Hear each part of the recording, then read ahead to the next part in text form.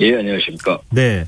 오늘 손실액의 80%를 보상하겠다. 이렇게 정부가 손실보상법 통과 이후에 이제 처음으로 구체적인 대책을 내놨다고 볼 수 있는데요. 네. 오늘 정부 발표 어떻게 보셨습니까? 피해는 100%를 부담하라고 하면서 네. 보상은 80% 하라는 것에 대해서는 굉장히 유감이라고 생각합니다. 구체적으로 조금만 더 설명을 해주시면 어떨까요? 청취자분들을 위해서. 그동안에 1년 6개월 동안 소상공인 자영업자가 예. 코로나 방역을 위해서 희생을 많이 했습니다. 네. 그것에 대한 소급 적용도 불가하다고 했고요. 3개월에, 그러니까 지금 7, 8, 9라는 이 3개월에 대한 손실보상 안조차도 네. 100%가 안 된다고 하는 것에 대해서 정말 가슴이 아픕니다. 그 전에 1년 3개월에 대한 것은 인정해 줄 수 없다고 하면서 네. 현재 7, 8, 9라는 그 3개월조차도 80%라는 것에 대해 흥정한 것에 대해서 정말 가슴 아프게 생각합니다. 네, 지금 또 논란이 되고 있는 것 중에 하나가 분기별 보상금의 최대 상한액이 1억 원이라는 점입니다. 규모가 큰 업주들은 업주들 가운데 일부는 손실 보상 규모에 아쉬움을 지금 표하고 있다 이런 얘기가 들리고 있는데요. 예. 자영업자분들의 의견은 어떻습니까? 보상 한도에 대한 상한가와 하한가가 있다면 네. 피해를 봤을 때도 상한과 하한이 있어야 된다고 봅니다. 이것이 공평하다고 보는데요. 네. 피해를 봤을 때는 상한과 하한 없이 무한정의 피해를 입었던 소상공인 자영업자에게 보상에는 상한가가 하한가가 있다는 것 자체가 너무 불합리하지 않나, 그런 의견이 지배적입니다. 근데 사실 원래 자영업자 비대위에서 손실보상 얘기 나올 때 캡 씌우자 이런 얘기는 있었잖아요. 그러니까 무작정 계속 이렇게 무한정으로 손실보상을 하기는 어려우니 일정 금액에서 캡을 씌워서 이 이상은 우리가 참겠다. 뭐 이 정도는 된다. 뭐 이런 입장을 밝힌 적이 있지 않습니까? 예, 맞습니다. 그 이유가 하나 있습니다. 예. 소급 적용을 할 수 없다는 기재부의 입장 때문에 그 당시에 기재부가 세웠던 예산안에 예. n분의 1을 한다면은 모든 소상공인 자영업자에게 공평하게 3천만 원이 들어간다는 캡을 3천만 원을 주장을 했었던 거고요. 예. 정말 의지가 있다면 소급 적용이라는 한도 안에서 3천만 원이라는 금액을 지불을 해줘라. 그것을 우리가 수용을 하겠다. 하지만 의지가 없다면 이것조차도 수용하지 않겠나 하는 의미에서 말씀을 드렸었는데요. 네. 결국은 소급 적용이 없었다는 걸로 봐서는 의지조차도 없었다고 보여집니다. 네. 지금 정부는 3분기 손실보상제 예산으로 한 1조 원 정도를 확보한 것으로 지금 알려져 있는데요. 근데 이것도 그렇지만 아무래도 이제 예산 문제를 고려를 안 할 수는 없는 상황이긴 하잖아요. 예, 손실보상 기준을 100%가 아니라 80%로 정한 것에 대해서도 정부는 지금 사실상 전 국민도 피해를 같이 보고 있는 상황이니까 보상을 받지 않는 업종이나 국민들과 형평성을 고려할 수밖에 없었다 이렇게 설명하고 있는데요. 이것에 대해서는 어떻게 생각하십니까? 우선은 이 손실보상이라는 개념 자체에 우리가 동의가 필요한 것 같습니다. 손실보상이라는 것은 행정명령으로 인해서 영업을 할 수 없는 그 기본권을 침해당한 거거든요. 그러니까 쉽게 얘기해서 장사할 수 있는 권리를 보장받지 못한 겁니다. 예. 그러니까 장사할 수 없는 상황에서 피해는 고스란히 다 안고 그 이후에 보상은 일정 부분만 수용하려고 한다면은 그 누가 그것을 이해할 수 있겠습니까? 지금 공연업이나 여행업 등은 이번에 그 보상 대상에서 빠졌다고 알고 있는데요. 이런 업종들에 대해서는 어떻게 보세요? 보통 이제 그런 분야의 이제 업종을 이제 뭐 경영위기 업종이라고 또 표현을 합니다만은 네. 집합 금지와 집합 제한 이외에 그 2차 산업군이 있고요. 또 행정명령으로 인해서 보장받지 못한 산업들이 있습니다. 이 부분에 대해서는 재난지원금이라는 제도가 이래서 필요한 겁니다. 그러니까 손실보상이라는 것은 직접적으로 피해를 본 업종을 보상을 해줘야 되는 당연한 제도이고요. 네.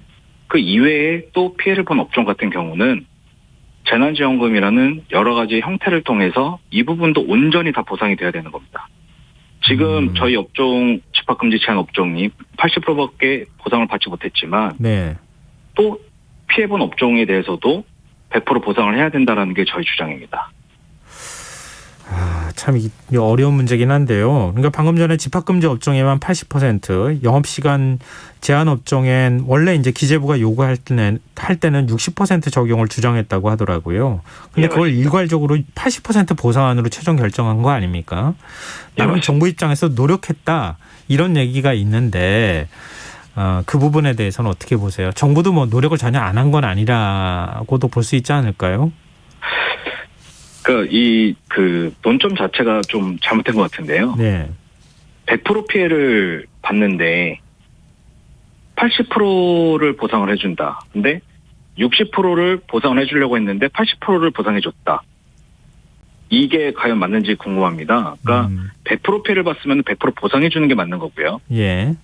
80% 피해를 봤으면 80% 보상해주는 게 맞는 겁니다. 근데 100% 피해를 봤는데 60% 보상을 해주면서 그래, 선심 쓸게, 80%로 보상해줄게. 글쎄요, 이게 과연 맞는 말인가 좀 의구심이 듭니다. 사실 코로나19는 어떻게 생각해 보면 천재지변 같은 국가적 재난이라고 할 수 있잖아요. 근데 네, 피해를 맞습니다. 입은 사람들로 따지면 소상공인들 외에도 굉장히 많지 않습니까? 뭐 비정규직이나 네, 아니면 이런 쪽으로 내려가면 갈수록 프리랜서들도 마찬가지고요. 근데 충분한 보상을 사실 하기 어렵잖아요. 그러니까 그렇죠. 서로 고통 분담이 필요한 상황이라는 것도 감안해야 할 부분도 있지 않을까요? 예, 맞습니다. 그러니까 방금 말씀해 주신 좋은 표현을 했습니다. 고통 분담이라는 것이 있습니다. 네. 1년 6개월 동안 고통 분담을 소상공인 자영업자가 전부 한 겁니다. 그 다중이용 시설이 확진자의 퍼센테이지로 보자면은 20%입니다. 80%의 감염지는 따로 있고요. 그 20%의 감염지가 저희 다중이용 시설인데 네. 이 20% 다용 시설을 80%로 커버하려는 방역 정책이 잘못됐다고 주장을 하는 거고요. 어떻게 20%가 80%를 커버를 하겠습니까? 이 부분에 대해서 국민들이 아직도 모르고 계시고 네. 왜 자영업자는 항상 그런 주장을 하는가에 대해서 의문을 가지실 겁니다. 네.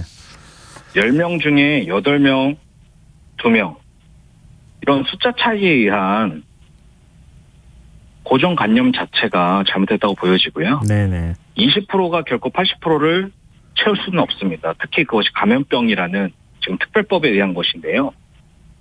코로나 확산이 방지가 되기 위해서라면은 80%를 잡아야지 20%를 잡을 수 없는 거 아닙니까? 네. 코로나 확산을 방지하기 위해서 20%를 잡는다? 그러면 그 80%는 어떻게 해? 그러니까 이런 부분이 좀 불합리하다고 느껴지는 거죠. 그럼 앞으로 정부에 어떤 부분들을 요구하실 계획이십니까? 우선은 위드 코로나를 받아들이신 거에 대해서는 굉장히 좀 감사한 입장입니다. 네. 하지만 위드 코로나라는 것은 영국 같은 경우를 비춰봤을 때 2%일 때부터 1단계, 2단계, 3단계, 4단계라는 구간을 설정을 해서 65%인 현재 전 국민이 노마스크를 하고 있습니다. 하지만 우리나라는 70% 이후부터 논의를 하겠다고 하고 계시는데요. 네.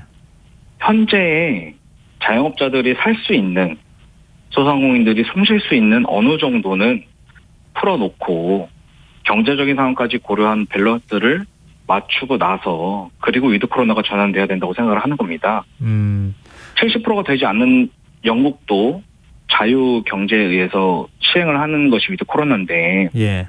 우리는 70% 이후에 논의하겠다라고 말씀하시니까 그것도 11월 9일이요. 예, 앞으로 예. 3주 4주 됩니다. 네. 하루에 자영업자가 폐업이 1,000곳이 자영업자가 폐업을 하고 있는데요. 네네.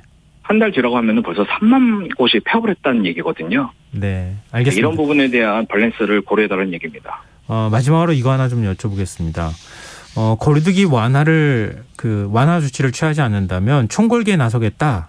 이렇게 밝히셨거든요. 15일부터. 근데 네. 어떻게 구체적으로 하시는 것인지. 여지까지 대화를 통해서 저는 좀 해왔습니다. 근데 현재까지 대화를 통해서 이루어진 것이 없고요. 실질적으로 거리두기가 연장만 지속되고 있는 상황이기 때문에 우리 회원의 강경파의 입장에서는 시위를 불사하겠다. 그 광화문의 촛불 시위와 방역의 보이콧을 하겠다라는 것이 강경파 입장입니다.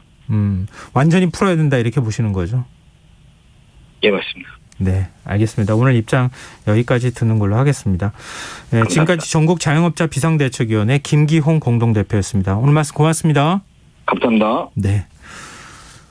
참 여러 가지 고통을 겪고 계시는 분들도 많고 자영업자분들도 많이 계시는데요.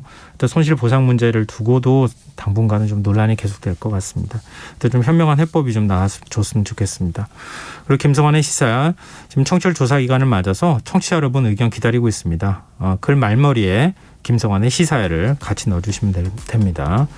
참여하신 문자 번호는 샵9730이고요. 짧은 문자는 50원, 긴 문자는 100원의 정보 용료가 부과됩니다. 콩 게시판 무료로 이용하실 수 있습니다. KBS 라디오 김성환의 시사야 1부 순서는 여기서 마무리하겠습니다. 저는 11시 정각 2부에 다시 찾아오겠습니다.